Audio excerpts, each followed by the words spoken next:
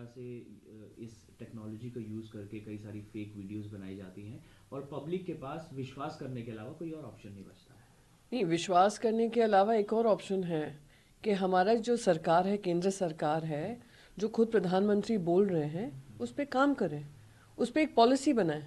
हम कितने समय से मैं एआई को लेकर मैं कंसर्न्स रेज कर रही हूँ, खास करके महिलाओं को लेकर जो डीप फेक्स बन रहे हैं। और एक जानी मानी एक एक्ट्रेस के ऊपर भी डीप फेक बना था।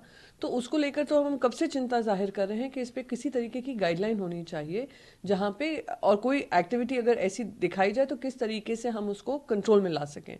तो प्रधानमंत्री जब बोलेंगे हमारे पास और कोई काम नहीं रह जाता है पर विश्वास करने का, तो कहीं ना कहीं लगता है कि क्या प्रधानमंत्री बता रहे हैं कि he is also incapable of doing anything. रही बात उनके वीडियो की, एक लुकलाइक होता है और एक डीप फेक होता है, डिफरेंस होता है। तो वो जो भी है, मैं मानती हूँ कि इस पे संज्ञान लेना चाहिए और जल्द से जल्द इस पे किसी तरीके की गाइडलाइन और नियंत्रण लाना ज़रूरी है।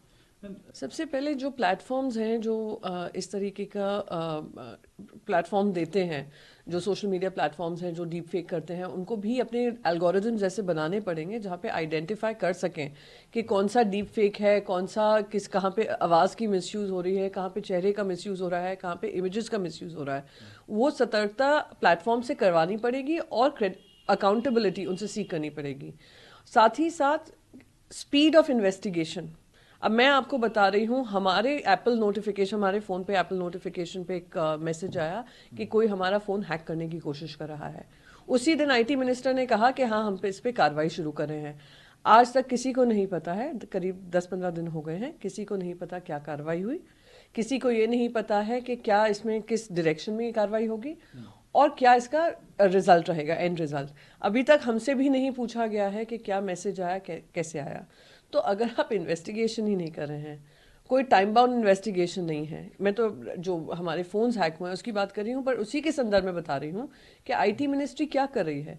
बेटिंग ऐप्स टेलीग्राम और व्हाट्सएप पे चल रहे हैं, आप बाकी नियंत्रण लाने की कोशिश करें। तो ये कहीं ना कहीं आईटी जो मिनिस्ट्री है उनको संज्ञान लेकर अकाउंटेबिलिटी तय करनी पड़ेगी। अब कह रहे हैं कि कांग्रेस जो है राजस्थान में एक एटीएम मशीन की तरह है, इस बयान को आप किस तरह से देख रहे पूरे देश में एक ही एटीएम है जो केंद्र सरकार चला रही है, वो है अदानी टोटल मनी। जिस तरीके से 2014 से अदानी जी को बढ़ाओ, अदानी जी को बचाओ का कार्यक्रम चल रहा है, तो अब तो देश का बच्चा बच्चा जानता है। उनसे पूछेंगे ना अमित शाह जी और मोदी जी का एटीएम क्या होता है, तो बताएंगे अदानी को टोटल मनी देना है। तो ये एटीएम है। तो वो दूसरों के ऊपर लालछन लगाने से पहले, दूसरों के ऊपर ऐसी टीका टिप्पणी करने से पहले कोई उनसे पूछे कि आज उनको संरक्षण कौन दे रहा है।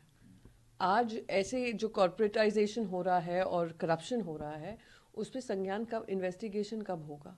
अभी खुद डीआरआई ने लिखा है सुप्रीम कोर्ट को कि हमारी इन्वेस्टिगेशन पे रोक लगाई जा रही है, इंपोर्ट लाइसेंसिंग, इंपोर्ट कोल के इंपोर्ट को लेकर जो बिलिंग हुई है।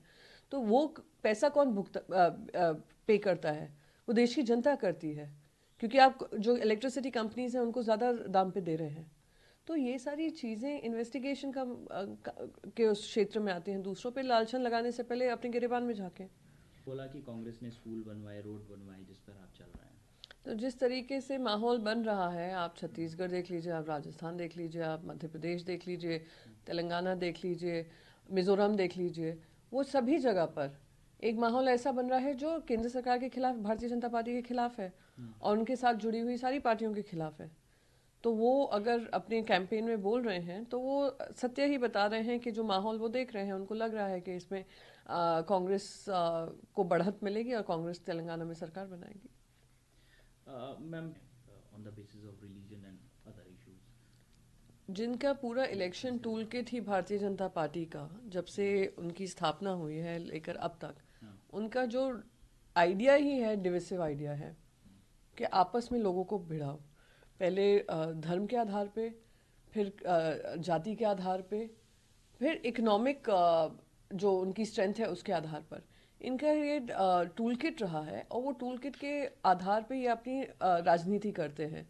और इनको देश अब समझ रहा है, जिस तरीके की हेट स्पीचेस होती हैं, जिस तरीके से नफरती बयान आते हैं, उनके सिटिंग चीफ मिनिस्टर्स देते हैं, उसी से स्पष्ट हो रहा है कि इस तरीके की राजनीति का अब अंत होने वाला है। भारतीय जनता पार्टी अब सरकार से जाने वाली है। बीएमसी के ऑफिशियल्स ने दर्ज करवाया है, इस पर क्या कहेंगे? देखिए, आदित्य जी पे जो केस दर्ज हुआ है पॉलिटिकली मोटिवेटेड है, और ख़ास करके इसलिए पॉलिटिकली मोटिवेटेड है क्योंकि उन्होंने एक्सपोज किया किस तरीके से वहाँ की राज्य सरकार और वहाँ के राज्य सरकार के नियंत्रण में जो आजकल बीएमसी है, कि एक ब्रिज जो इतने महीनों से पेंडिंग था वो कंस्ट्रक्शन होकर तैयार है और वो जनता के लिए नहीं खोला जा रहा है क्योंकि वीआईपी आकर उसको इनॉग्रेट करेंगे। आप सोचिए, वहाँ का जो नवी मुंबई का मेट्रो था 5 महीने से तैयार था, पर आप उसका उद्घाटन नहीं करें क्योंकि आप प्रधानमंत्री के टाइम का इंतजार कर रहे हैं। इसको एक्सपोज करना जरूरी है, जो आदित्य जी ने किया। और आदित्य जी ने जो काम किया है जनता के लिए किया है और जनता के फायदे के लिए किया है, जनता के हित के लिए किया है। और खुद प्रधानमंत्री जब कहते हैं वीआईपी कल्चर खत्म करो, और वो वीआईपी कल्चर खत्म करने का काम किया है, तो आप केस दर्ज करते हैं। ऐसे 100 केस हम पे लगाएं, पर हम जनता के हित में बोलते रहेंगे। किया करवाया था राहुल गांधी के खिलाफ, उनको बीजेपी का स्टेट इंचार्ज बना दिया है दादर नगर हवेली। कोई आश्चर्य नहीं है, क्योंकि इनका एजेंडा ये है कि अपने जो विपक्ष के लोग हैं उनको किस तरीके से गलत केसेस के आधार पर, गलत जजमेंट के आधार पे आप उनको साइलेंट करने की कोशिश करें। तो जो इन्होंने किया, पूर्णेश मोदी ने जो डेफेमेशन केस लगाया था, बेबुनियाद डेफेमेशन केस लगाया था, उसका जो प्रमोशन है उनको मिल रहा है।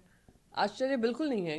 ईडी, आईटी, सीबीआई जिस तरीके से काम करती है उसी तरीके से इनके कार्यकर्ता काम करते हैं कि विपक्ष पे आप डेफेमेशन लगाएं, कोई एफआईआर दर्ज कराएं, ये कराएं, टू डाइवर्ट अटेंशन अपनी खुद की नाकामयाबी के लिए। तो उनको जो इस जगह मिली है उसी का एक परिणाम है। नमस्कार, मैं हूं मानक गुप्ता। अगर आपको हमारा ये वीडियो पसंद आया हो तो इसे लाइक और शेयर जरूर करें, और हाँ, हमें सब्सक्राइब और फॉलो करना ना भूलें ताकि आप देश और दुनिया की कोई खबर मिस ना करें। तो जुड़े रहिए हमारे साथ और देखते रहिए News 24।